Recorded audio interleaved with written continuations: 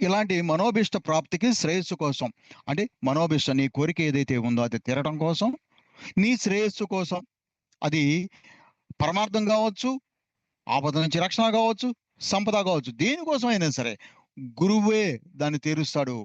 గురువు లౌకికపరమైన వ్యవహారాలు చూస్తారు, పరమార్థమైన వ్యవహారాలు చూస్తారు. గురువు చూస్తాడు. కాబట్టి ఈ రెండిట్లో ఏది దీంట్లో నువ్వు సక్సెస్ కావాలన్నా, ఏది నీ మనోభిష్టం లౌకికపరమైందైనా సరే, పరమార్థపరమైందైనా సరే, గురువు దగ్గరికి వెళ్ళినప్పుడు గురువుకి దక్షిణ ఇచ్చి తీరాలి. ఇస్తేనే నీ మనోభిష్టం నెరవేరుతుంది అని సత్యత్ర చెబుతోంది. సత్యత చెప్పడం అంటే బాబా చెప్పడమే. సత్యత్రం రాసింది బాబానే కదా. నీ అహంకారాన్ని మొత్తం నా పాదాల చెంత పెడితే నీలో ఉండి నా కథను నేనే రాసుకుంటానని 2వ అధ్యాయంలోనే అక్కడ బాబా ఎవరు చెప్తారు? హేమట్ పంత్కి చెప్తారు కదా. అది ఇక్కడ 2వ అధ్యాయంలోనే చెప్తారు. సరే ఇక్కడ ఏమైంది?